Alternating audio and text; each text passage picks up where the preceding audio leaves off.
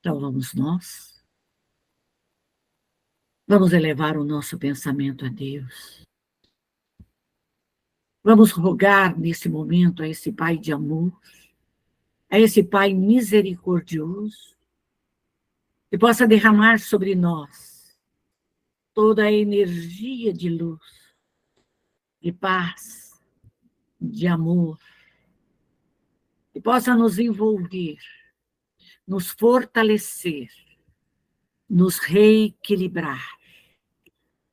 Peço ao Pai misericordioso, peço a Jesus, peço a Maria Santíssima, aos nossos anjos guardiões e espíritos protetores, que nos orientem, que nos instruam, que nos ampare, que nos fortaleça.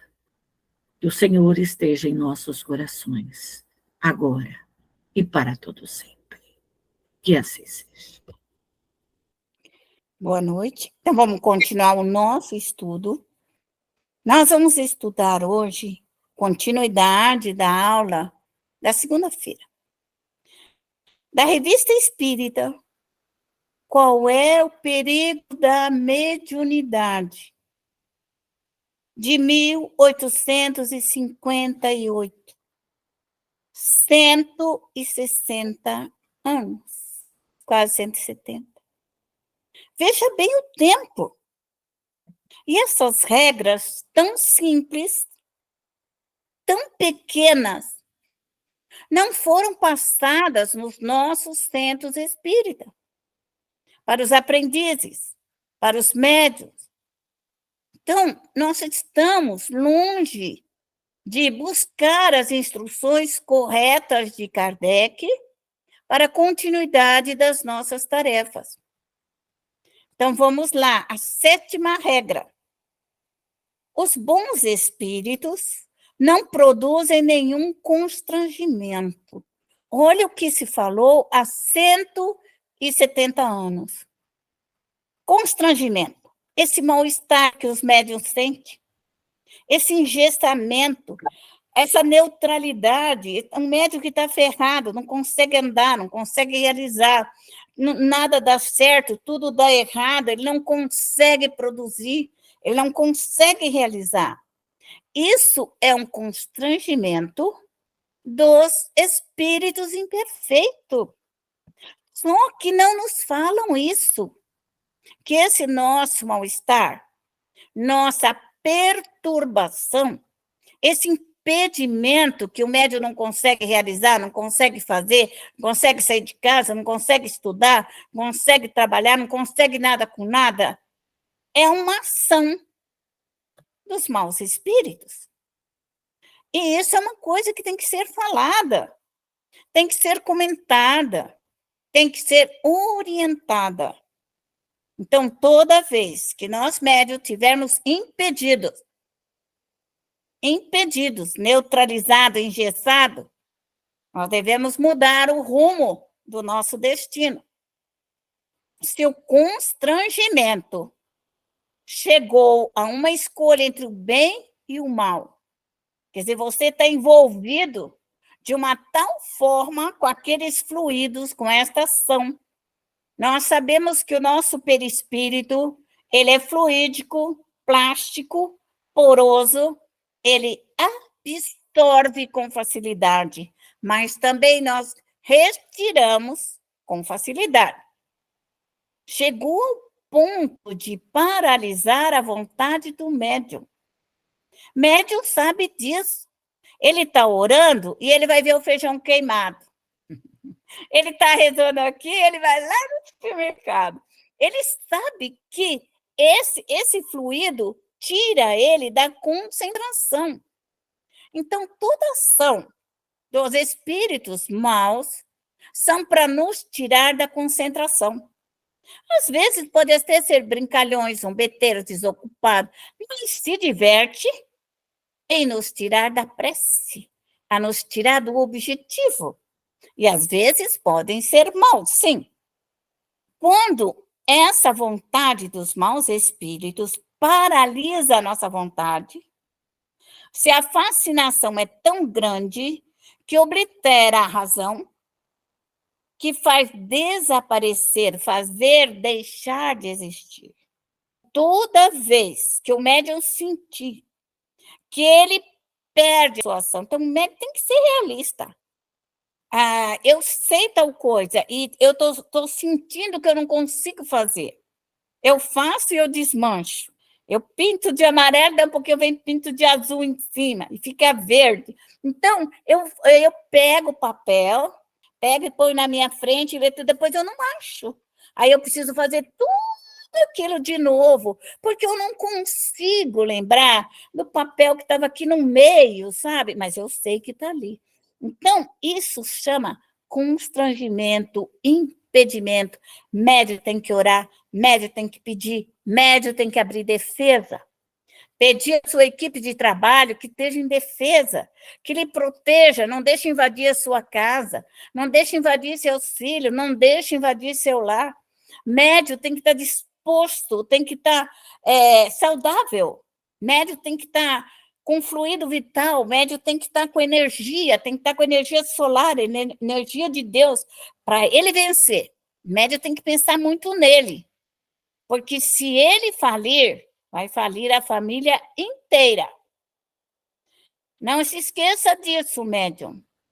Se você falir, vai falir a sua família inteirinha. Então, você seja forte para cuidar de você. 8ª regra, muito importante. Precisamos da nossa vontade para tirar o jugo, para sacudir, para modificar o fluido obsessor. Então, aqui, Kardec é claro e preciso. Precisamos da nossa vontade. Quer dizer, eu, médium, preciso da minha vontade, da minha energia para sacudir, modificar. Quer dizer, que quem modifica é o médium. Quem tira, quem expulsa, quem limpa, quem faz é o médium. É isso que nós temos que entender. Isso é uma regra para principiantes na colocação de Kardec em 58. Então, veja bem, é isso que nós temos. Então, nós ficamos à mercê de uma informação como se isso fosse sair sozinha. Nós ficamos. Eu fiquei muitos anos abestalhada. Eu trabalhava e falo abestalhada mesmo. E achava assim, encerrei. Eu não tinha ideia que eu tinha que tirar aquilo de cima de mim. Então, aquilo todo, aquele fluido por longo tempo, me causou doenças e enfermidades. Não só físicas, não só espiritual, mas em toda a minha vida. Até que eu parei aonde que está errado, aonde que eu errei. É assim que a gente faz, aonde que eu errei. Meu protetor virou para mim e falou, vai estudar assim, vai estudar. Pronto, quer dizer, tudo que eu não sabia, vai lá, pega lá e vai estudar. E é assim que é. Então, o que vocês precisam entender? Que só vocês vão salvar a sua família. Só vocês podem salvar vocês da queda, da falência, da doença, da enfermidade. O que nós tiver que passar, ninguém vai poder mudar, mas nós temos consciência que fizemos o melhor. E é isso que importa para o médium. Pela virtude do médium e o livre-arbítrio. Quer dizer, eu preciso, de alguma forma, melhorar a minha virtude. Então, eu tenho que orar e pedir, quero ser calma, quero ser tranquila, quero ser inteligente, quero ser sábia, quero aprender a lidar com tudo isso, né? Então, o médium tem que pedir o que ele quer, porque não cai do céu. Você deve pedir inteligência, capacidade, discernimento, estudo, como você resolveu o problema. Então, o médium tem que pedir.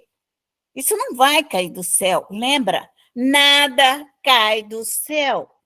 Tudo é uma questão de pedir, orar, rogar, suplicar. Pela nossa escolha, o bem e o mal. Então, o médium sabe quando ele estiver constrangido, apertado, enforcado, neutralizado, que ele precisa sair deste fluido. Então, ele precisa do fluido luminoso. É isso que médium tem que entender. O constrangimento, o aperto e a luz. Essa é a saída. Se aprender a trabalhar com isso, ele já está num bom caminho. O constrangimento, o que é o constrangimento? Chegou o constrangimento, chegou em nós, ao ponto de paralisar a nossa vontade. Ai, eu não sei se quero, eu não sei se vou, ai, não sei para onde que eu vou, não sei o que quero, um dia quero isso, um dia quero aquilo, ai, eu não consigo pensar, eu não consigo... A pessoa está perturbada, passou, está desequilibrada. A hora que você estiver fora, tá? Você vira e fala pode parar, para agora. E centraliza em você. Porque quem que vai fazer parar esse enxame de ideias treslocadas, passada, de medo, de pânico, de ansiedade? É nós. Então você chega, para. E aí você toma conta.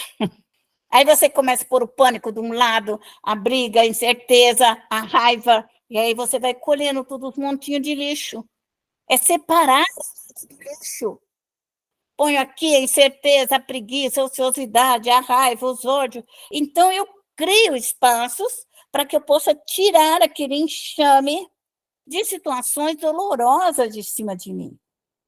E só você pode fazer isso. Existe a outra razão que nós vamos estudar aqui.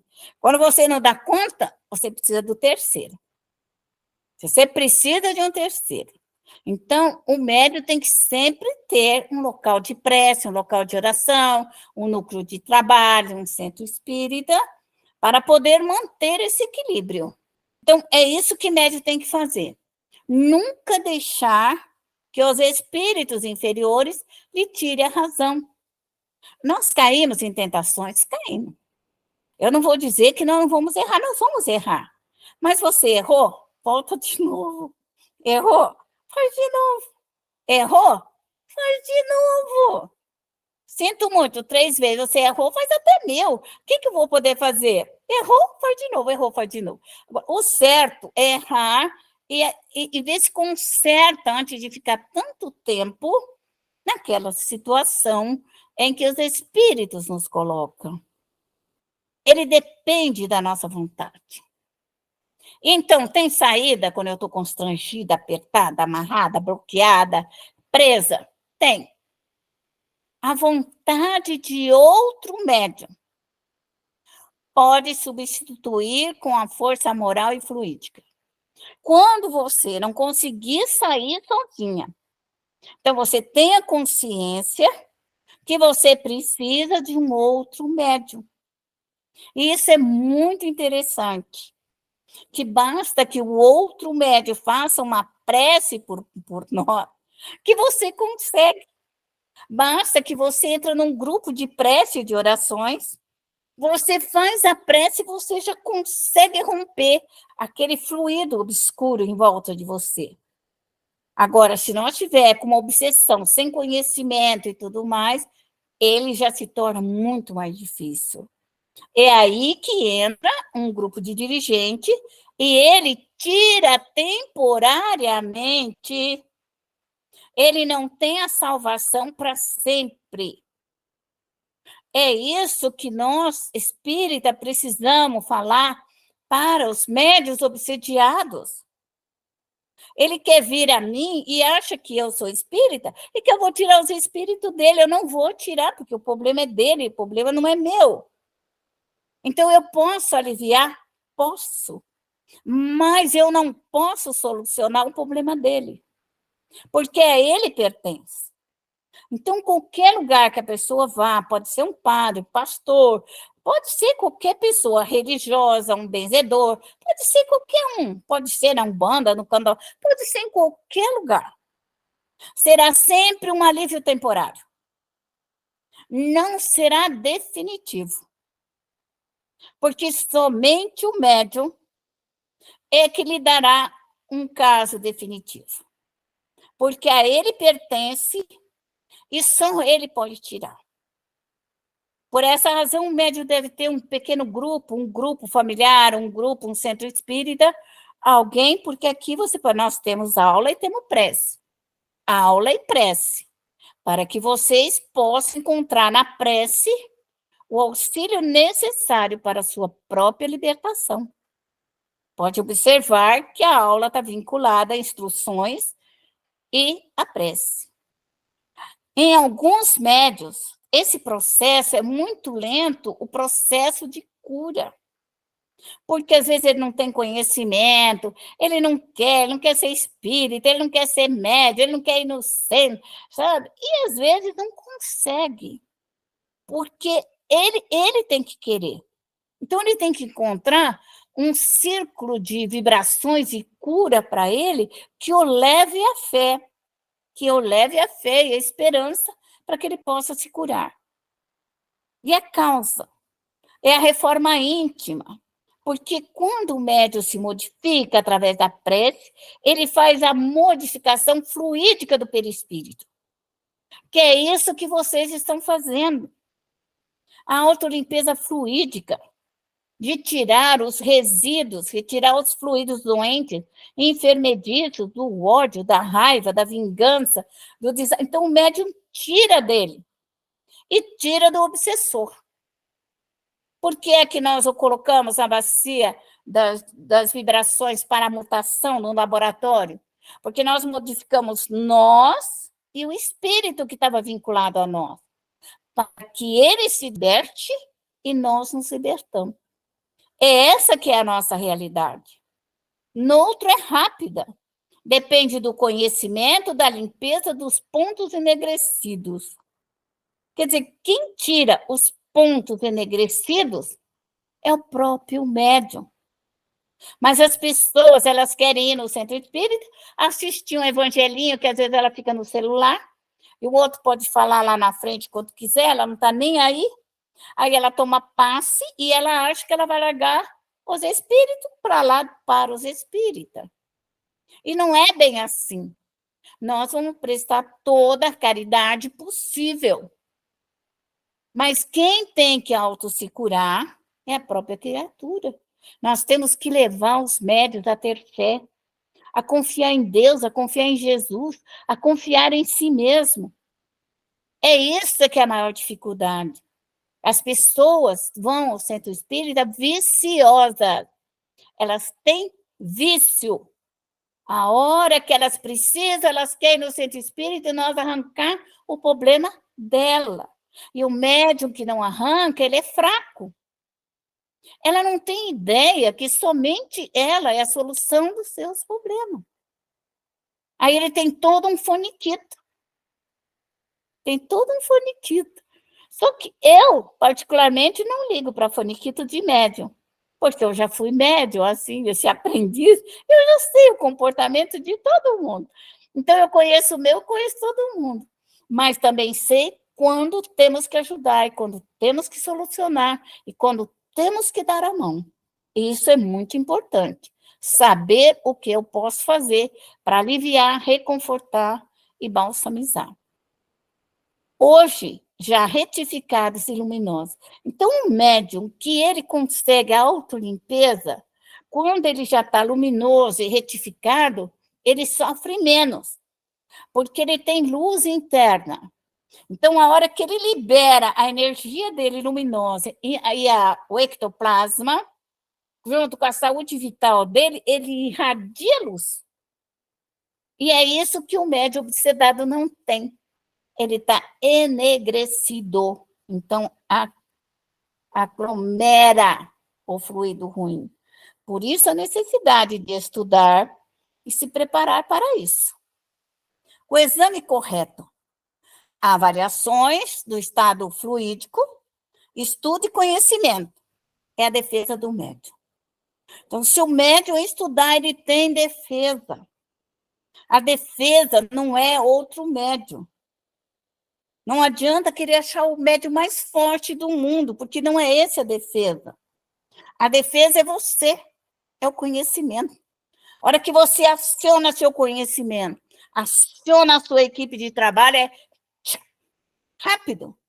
É isso que o médium tem. Mas se eu não tiver esse conhecimento, como que eu vou acionar? Então eu vou ficar à mercê dos maus espíritos. Todo médium tem a sua equipe espiritual preparada no processo reencarnatório. Todos nós voltamos com a nossa equipe de trabalho. E mais é que nós adquirimos ao longo do processo de vida agora. Os espíritos enganadores usam nomes falsos de sábios, de anjos, da Virgem Maria, e fazem um papel de atores ridículos. Só o médium que estuda, ele sabe diferenciar o fluido de um mau espírito, de um espírito brincalhão, de um espírito zombeteiro, de um espírito sábio. Por quê? Porque médium tem que passar por vários processos que ele recebe o espírito.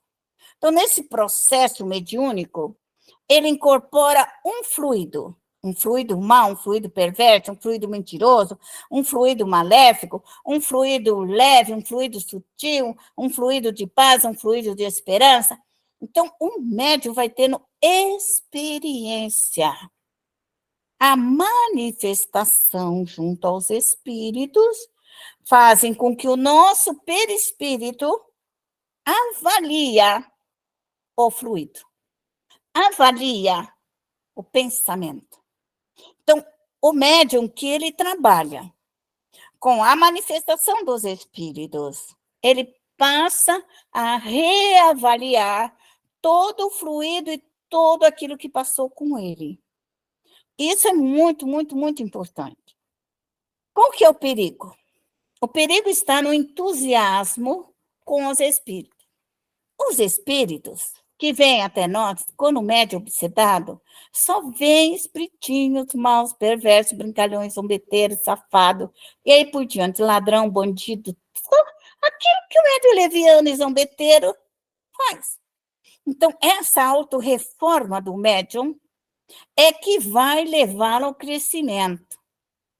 Então, o evangelho, estou falando para vocês, futuro dirigente, o evangelho é para o médium meditar e modificar dentro dele. Então, quando o médium assiste um evangelho, o evangelho ressoa para todos os espíritos que estão ao seu redor. Ele envia esse fluido ao redor dele e alivia ele e todos aqueles espíritos que ali estão. O tratado do evangelho, ele tem que funcionar como uma reforma íntima do trabalho executado dentro da alma do médium. E não é isso que nós vemos. Nós vemos só, beleza, é fantástico. Isso não existe. Se esse fantástico e maravilhoso não transformar dentro do médium, não adianta nada. Porque o nosso problema é o médium trabalhar, o médium funcionar, o médium realizar. Nunca se esqueçam de mim, hein? Eu falo a verdade. E não tenho muita dó, não, tá? E falo por quê? Porque o tempo é curto, as horas são poucas, e nós aprendemos porque temos que aprender, né? E aí gera a crença cega e refletida, chegando a inspirar a confiança cega. Então, o médium, ele é ótimo, ele avalia pelo outro, mas ele tem que aprender a avaliar por si próprio. O comando dos seus protetores, a sua equipe de trabalho, é essa, lado a lado, ombro a ombro, que é a solução de todas as dificuldades do médium. Lembramos, o médium é o intérprete dos bons e maus espíritos. Nós, médios, interpretamos os espíritos bons e os espíritos maus para serem ajudados, amparados. Então, todo médium vai receber os maus espíritos. Todas as reuniões mediúnicas, os médiuns vão receber os maus espíritos, como vão receber seus anjos guardiões e as suas equipes de trabalho. Os bons espíritos ajudam o médium. Os maus, nós ajudamos. Então, essa é a relação. É essa a relação. Os bons me ajudam. Eu, médium, recebo ajuda dos bons. Eu, médium, ajudo essas equipes que estão abaixo de mim. É isso que é a relação do espiritismo. Quer dizer, eu recebo ajuda e eu ajudo os outros. Mas quanto aos médios, eu preciso ajudá-los a reeducá-los para que eles tomem conta das suas vidas. E todos vocês, dirigentes, responsáveis pela família, somos dirigentes do nosso lar e depois seremos dirigentes de outros grupos. É necessário que nós saibamos conduzir o preparo da mediunidade. Como conselhos, fluidos salutares, enviamos às colônias espirituais. Então, isso, conselhos, fluidos, que são a doutrinação, orientação, a prece. A prece é um conselho. Quando nós fazemos uma prece, os espíritos a ouvem. Esse ouvir da prece é um conselho. Pedir para Deus, pedir para Jesus, é um conselho, é um acordar do espírito. Nós somos ajudados e nós ajudamos. Esta é a lei. Os espíritos grosseiros são menos perigosos que logo se identificam. Então, esses espíritos que xingam, fazem malcriação, bate porta, bate isso, faz um monte de traquinagem, se identificam logo, gente. Eles abrem a boca, só falam besteira. Só falam mal de nós, falam que a gente é feia, que a gente escreveu aquilo. Eles falam tudo. Logo em seguida, você fala, nossa, é um espírito grosseiro. É preciso ser forte com os espíritos sedutores. Esses que são perigosos, os que nos querem seduzir ao erro, ao suicídio, à guerra, à violência, que quer que nós façamos. Então, toda vez que vir essa vontade, recolha os espíritos sedutores, ponha ele nas colônias espirituais, ponha ele nas bacias, limpe, não deixe os sedutores virem, porque o objetivo do sedutor é nos fechar e neutralizar. Os espíritos imperfeitos é fazer gracinha, só isso. Infernar, jogar as coisas fora, quebrar, arrebentar, essas coisinhas assim. Lembrando, os espíritos sedutores, por quê?